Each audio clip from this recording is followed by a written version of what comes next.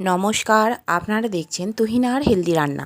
আজ আমি সুজি দিয়ে একটা দুর্দান্ত স্বাদের জলখাবারের রেসিপি নিয়ে এসেছি, যেটা ছোট থেকে বড় সকলেরই ভালো লাগবে। সবার প্রথমে আমি একটা মিক্সির জারে দিয়ে দিলাম 1 কাপ সুজি, আর দিলাম 1 কাপের মতোই জল। প্রথমে হাফ কাপ, আবারও আমি হাফ কাপ জল দিয়ে দিলাম। এবারে এটার একটা মসৃণ পেস্ট তৈরি করে নেব। এখন আমার সুজিটা বাটা হয়ে গেছে। এবারে এটাকে একটা বাটিতে আমি ঢেলে নিলাম। এখন ওতে দিয়ে দিলাম স্বাদ মতো নুন, একটুখানি চিনি, আর দিলাম সবার প্রথমে হলুদ গুঁড়ো, তারপরে একটুখানি লঙ্কা গুঁড়ো। এবারে আমি আধখানা সিদ্ধ আলু একটা গ্রেটারে করে গ্রেট করে নেব। আমি আগে থেকেই আলুটাকে সিদ্ধ করে রেখে দিয়েছিলাম। আলুটাকে গ্রেট করে দিলে এটা খুব সুন্দরভাবে সুজির ব্যাটারের সঙ্গে মিশে যাবে। এখন আমার আলুটা গ্রেট করা হয়ে গেছে। এবারে একটা চামচে করে খুব সুন্দর করে আমি এটা মিশিয়ে নেব, যাতে কোনোভাবেই এটা দলা পাকিয়ে না থাকে। আমি আগে থেকে একটা জায়গায় ক্যাপসিকাম, পেঁয়াজ, টমেটো আর বিনস কুচিয়ে রেখে দিয়েছিলাম। আমি এখন দিয়ে দিলাম পেঁয়াজ কুচি, বিনস, ক্যাপসিকাম, আর দেব টমেটো কুচি।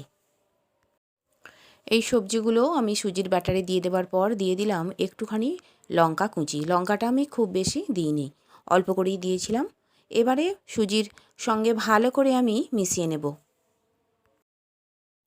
এখন আমি এতে দিয়ে দেব একটা ডিম। ডিমটা দিয়ে খুব ভালো করে একটু সময় নিয়ে এটাকে ফেটিয়ে নেব। এটাকে যত ভালোভাবে ফেটিয়ে নেওয়া যাবে ততই কিন্তু জলখাবারটা খেতে ভালো লাগবে। এখন আমি মিক্সির জারটা ধুয়ে এতে কিছুটা জল দিয়ে দিলাম। ব্যাটারটা বেশ ঘন হয়ে গিয়েছিল, এতে করে একটু ব্যাটারটা পাতলা হয়ে যাবে। এখন আমার ফেটানো হয়েই গেছে। এবারে আমার মনে হয়েছে একটুখানি নুনটা কম হয়েছে, তাই একটু নুন দিয়ে দিলাম, আর একটা চামচে করে মিশিয়ে নিলাম। এদিকে আমি গ্যাসেতে বসিয়ে দিয়েছি একটা ফ্রাই প্যান, আর ফ্রাই প্যানটা গরম হলে আমি দিয়ে দিলাম মাত্র 2 ফোঁটা তেল। এই তেলের মধ্যেই আমি এই জলখাবারটা তৈরি করব। এবারে তেলটাকে একটা ব্রাশের সাহায্যে ছড়িয়ে দিলাম। এখন আমি 1 হাতা করে ব্যাটার এই ফ্রাই প্যানে দিয়ে দেব। এবার এটাকে হাতা দিয়ে একটা রুটির মতো গোল আকার দিতে হবে। এবারে কিছুক্ষণ এটাকে রেখে দিতে হবে গ্যাসের উপর। তারপরে একদিক হয়ে গেলে তখন খুন্তি দিয়ে উল্টে দিতে হবে। এবারে এটাকে উল্টে পাল্টে আমি কয়েকবার ভেজে নিলাম। একেবারেই নামমাত্র তেলে কিন্তু আমার এই জলখাবারটা তৈরি হয়ে গেল। এটাকে আমি তুলে নিলাম। এখন আমি ফ্রাই প্যানে আরও 1 হাতা ব্যাটার দিয়ে দিলাম। তবে এবার কিন্তু আমি আর তেল দিইনি। ব্যাটারটাকে এমনভাবে দিতে হবে ঠিক যেন রুটির মতো গোল আকার হয়ে যায়। এবারে এটা কিছুক্ষণ লো ফ্লেমে বসিয়ে রাখতে হবে, মানে লো ফ্লেমে এটাকে রান্না করে নিতে হবে। এক পিঠ হয়ে গেলে আমি এটাকে আস্তে করে উল্টে দেব। আবারও অপর পিঠটা হয়ে গেলে আমি উল্টে পাল্টে এটাকে তুলে নিলাম। এবার আমি ফ্রাই প্যানে আরও 2 ফোঁটা তেল দিয়ে দেব। তেলটা আমি একটা ব্রাশ দিয়ে ফ্রাই প্যানে মাখিয়ে নেব। একদমই খুব সামান্য তেলে এই জলখাবারটা কিন্তু রেডি হয়ে যাবে, তাই এই জলখাবারটা ভীষণই হেলদি হবে। আর এটা খেতেও কিন্তু ভীষণ মুখরোচক আর টেস্টি হয়। তাই বন্ধুরা, এরকম জলখাবার বাড়িতে একবার হলেও ট্রাই করে দেখবেন, অবশ্যই কিন্তু ভালো লাগবে। এখন আমার এটাও রেডি হয়ে গেছে। এটাকে আমি উল্টে পাল্টে বেশ কয়েকবার ভেজে নিয়ে তুলে রাখবো। এই রেসিপিটা করার সময় কিন্তু গ্যাসের ফ্লেম একদমই জোর দেওয়া যাবে না, কারণ যেহেতু একেবারেই অল্প তেলে করছি তাই এটা একদম লো ফ্লেমেই করতে হবে। এবারে আমি চলে গেলাম পরের স্টেপে। একটা থালার ওপর আমি প্রথম রুটিটা রাখলাম। এবারে এর ঠিক মাঝ বরাবর আমি দিয়ে দেব শসা কুচি আর পেঁয়াজ কুচি।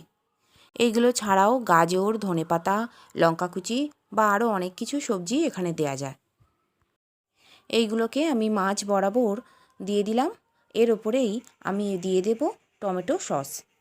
সসটা যারা যেমন খাবে কম বা বেশি সেই অনুযায়ী দেবে।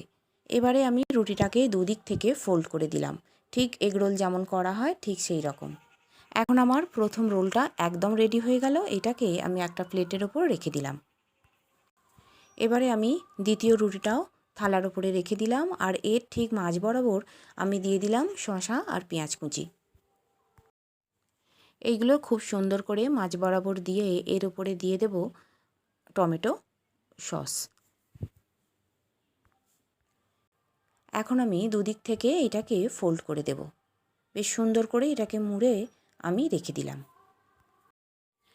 ঠিক এইভাবে আমি আর একটা রুটিও থালার ওপর রেখে দিলাম। ওই একইভাবে এইটাকেও আমি রোল বানিয়ে নেব। মাঝ বরাবর দিয়ে দিলাম শসা ও পেঁয়াজ কুচি। আগেরগুলোর মতোই শসা পেঁয়াজগুলোকে লম্বা করে রেখে দেব, আর তারপর দিয়ে দেব টমেটো সস, আর দুদিক থেকে রোল করে নেব। আর বন্ধুরা, আমার রান্না যদি ভালো লেগে থাকে আর যদি নতুন নতুন তেল ছাড়া রান্নার রেসিপি পেতে চান, তাহলে আমার চ্যানেলটিকে সাবস্ক্রাইব করুন আর পাশে থাকা ঘন্টাটি বাজিয়ে দিন। আর লাইক, শেয়ার, কমেন্ট করতে কিন্তু একদম ভুলবেন না। তৈরি হয়ে গেল আমার দুর্দান্ত স্বাদের নামমাত্র তেলে সুজির জলখাবার। আর বন্ধুরা, যতটা পারুন তেল ছাড়া খাবার খান আর নিজেদেরকে সুস্থ রাখুন। আর আমার রান্নাটি দেখার জন্য সকল বন্ধুদের জানাই ধন্যবাদ। ভালো থাকবেন।